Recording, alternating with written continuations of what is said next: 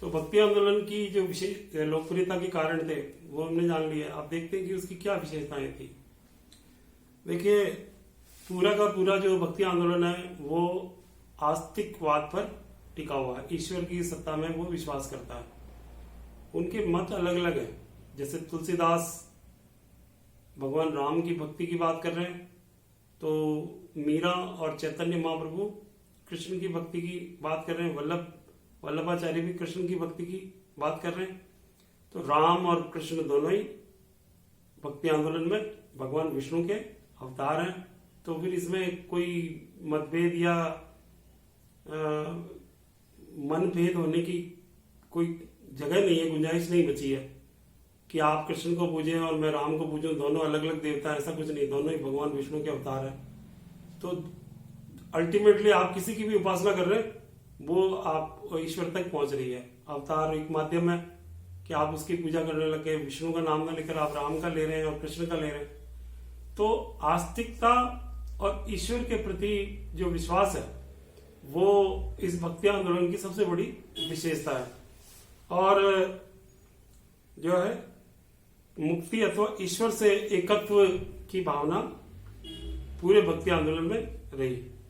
और आत्मा परमात्मा के अस्तित्व को भी पूरे भक्ति आंदोलन में स्वीकार किया गया। कहीं पर भी ये अस्वीकार नहीं किया गया कि आत्मा नहीं है, परमात्मा नहीं है। तो जो मूल सिद्धांत थे भक्ति के, उनमें एक रूपता थी। हालांकि उसमें विभिन्नता बहुत थी, लेकिन अल्टीमेटली वो उनकी सोच एक ही तरफ जाती थी, ईश्वर के अस्तित्व पर, आत्मा परमात्मा के अस्तित्व पर। वो सब लोग सहमत हैं, कोई भी इसका विरोध नहीं कर रहे हैं। दूसरा जो विशेषता थी भक्ति आंदोलन की, सभी जो संत हैं वो बाह्य आडंबरों का विरोध कर रहे हैं। तो मैंने आपको बताया भी था कि ये एक धर्म सुधार आंदोलन भी है कि धर्म में जो बुराइयां आ गई है ये उनको परे करने की बात कर रहा है। बाह्य आडंबर यानी जो दिखावे के लिए हम धार्मिक क्रियाकलाप करते हैं, तो उनका ये विरोध कर रहे हैं। और जब आप बाह्य आडंबरों का विरोध करते हैं तो फिर आपका पलड़ा किधर हो जाएगा? आप अपने शुद्ध नैतिक आचरण पर बल देंगे कि आपका आचरण जो है वो शुद्ध होना चाहिए। और भोगवाद, सांसारिक सुखों की कामना आदि जो लालसाएं, इच्छाएं हैं, उनको ईश्वर की भक्ति में बाधक माना गया कि आप जितना भोग करेंगे उतना ही ईश्वर से दूर चले जाएंगे। तो सभी इंद्रियों पर नियंत्रण करके भावना की शुद्धता पर इन्होंने बल दिया। ये भी एक बहुत बड़ी विशेषता थी। जो तीसरी विशेषता थी भक्ति आंदोलन की, वो थी कि सभी संतों ने अंधविश्वासों की जगह उदार धार्मिक भावना पर बल दिया। अंधविश्वासों की इसमें कोई जगह नहीं थी और इसमें कोई रिजिडिटी भी नहीं थी। उदारता इसलिए आ गई कि कोई ये कह रहा है कि नहीं मैं ही कह रहा हूं वो सच है, दूसरे जो कह रहे हैं वो सब गलत। ऐसी कोई बात कही किसी ने नहीं करी।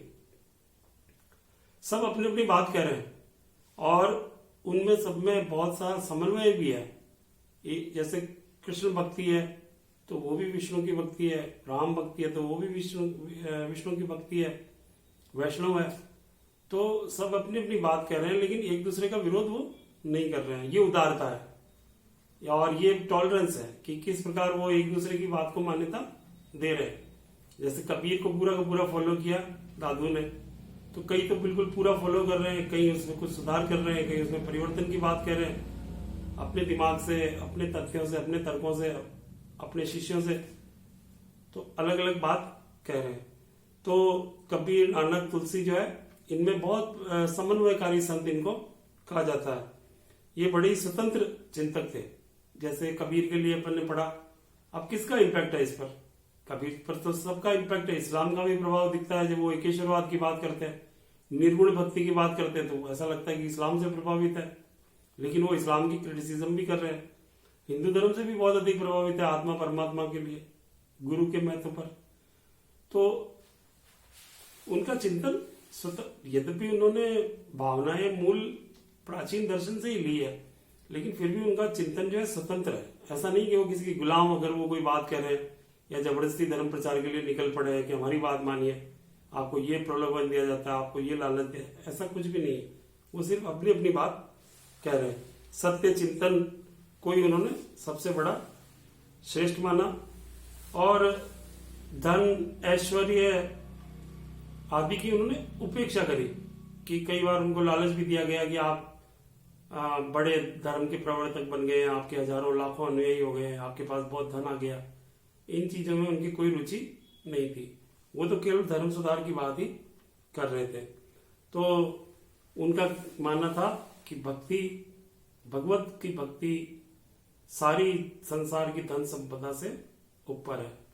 तो ये भी इसकी विशेषता थी। और जो नेक्स्ट इसकी विशेषता थी वो ये थी कि ये जन आंदोलन था। इसमें पार्टिसिपेशन राजाओं का नहीं बल्कि प्रजा का था। कि आप देखिए कि कहाँ किस संत को राज्याश्रय मिल रहा, किसी को नहीं मिल रहा। कोई राजा किसी संत को धन दे रहा है? क्या तुलसीदास की किसी हिंदू शासक ने सहायता की कि वो रामचरितमानस लिखे? या कबीर को कौन बैकअप कर रहा है? कोई उसको पैसा दे रहा है या उसको प्रचारित कर रहा है या उसको मठ दे दिया, उसको जमीन दे दी कि भाई कबीर अपना आश्रम यहाँ बना ले? ऐसा कुछ नहीं है। और दे तो वो लेवे भी नहीं, वो तो किसी प्रलोभन में आते ही नहीं है। तो सीधे और साधारण शब्दों में ये एक जन आंदोलन था जिसमें पब्लिक का पार्टिसिपेशन बहुत ज्यादा था, इन्वॉल्वमेंट उनका सीधा था। और जन आंदोलन क्यों बन गया? इसलिए बन गया कि ना तो इसमें ऊंच नीच थी, ना इसमें छुआछूत थी, और किसी प्रकार का राज्याश्रय नहीं था। जैसा मैंने आपको बताया कि राजाओं से किसी प्रकार का आश्रय इसमें मिला ही नहीं। और संतों का जो सुंदर आचरण था वो उनको भक्ति की ओर अट्रैक्ट करता चला गया कि किस तरह से वो अपना जीवन जी रहे हैं, साधारण, सब कुछ त्याग कर। और आप किसी व्यक्ति को अपना आदर्श तो तभी मानेंगे जब वो स्वयं आदर्श अपनाए। कि वो केवल बातें ही करे आदर्श की, तो आप उसको कैसे फॉलो करेंगे? जब उन्होंने कर दिखाया कि वास्तव में उनका खुद का जीवन नैतिक हो गया, उच्च आदर्शों से परिपूर्ण हो गया, तो लोगों ने उनको फॉलो करना शुरू किया। वो एक आदर्श बन गए समाज में। तो इस दृष्टि से ये जन आंदोलन बन गया। और एक और बात जो थी भक्ति आंदोलन की विशेषताओं में, वो थी कि अधिकांश संतों ने जन भाषा में अपने मत का प्रचार प्रसार किया। अब जन भाषा का मतलब ये है कि यहाँ पर कोई संस्कृत की या कोई उर्दू, जैसे कोई मुस्लिम संत है तो कोई उसने, जैसे रहीम है, अब्दुल रहीम खाना, ये अकबर के समय के बहुत बड़े थे और इन्होंने कृष्ण भक्ति पर बहुत साहित्य रचाई। कि मुसलमान थे लेकिन कृष्ण भक्ति पर लिख रहे थे। तो उन्होंने कोई उर्दू में नहीं लिखा, या जो दूसरे प्रवर्तक हुए जिनके नाम अपन लिए अभी पढ़ा अपन ने, वो कोई संस्कृत भाषा में नहीं लिख रहे थे। सबकी भाषा जन भाषा थी। कोई महाराष्ट्र के हैं तो वो मराठी भाषा में अपने उपदेश दे रहे हैं। कबीर उत्तर भारत के हैं तो वो खड़ी भाषा में ही बोल रहे हैं। तुलसीदास के लिए हमने देखा रामचरितमानस की जो भाषा है वो अवधी है, जो लगभग हिंदी से मिलती जुलती है। कोई भी उसको पढ़ सकता है, समझ सकता है। उसके लिए डिक्शनरी की जरूरत नहीं है, या उसके लिए टीचर की जरूरत नहीं है कि पहले आप वो सीखें उसके बाद ही वो समझ में आएगा। तो जन भाषा जो है भक्ति आंदोलन की बड़ी विशेषता थी। और एक और सबसे बड़ी बात जो सबसे ऊपर रखी जानी चाहिए, और इसका सार भी है भक्ति आंदोलन का, कि सभी संतों ने मानव और मानव के बीच में जो खाइयां पैदा हो रही थी उनको पाटने का काम किया। अब ये खाइयां कैसी है कि आप केवल हिंदू धर्म में ये आपस में विभाजन नहीं है, हिंदू समाज में विभाजन नहीं है।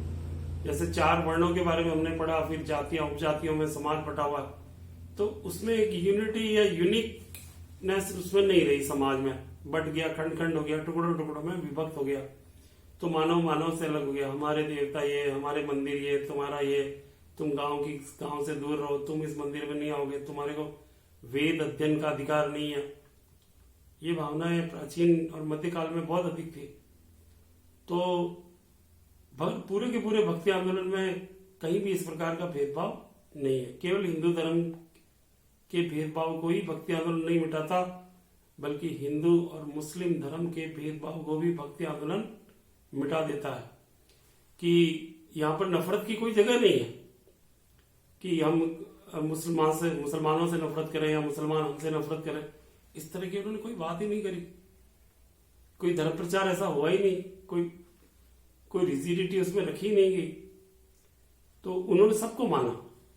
जैसे हम पढ़ रहे थे कि दादू ने तो ये भी मना कर दिया कि भाई मैं तो हिंदू भी नहीं मानता अपने आप को, और मैं मुसलमान को भी मुसलमान नहीं मानता, मेरे लिए तो सबसे बड़ा इंसान ही है।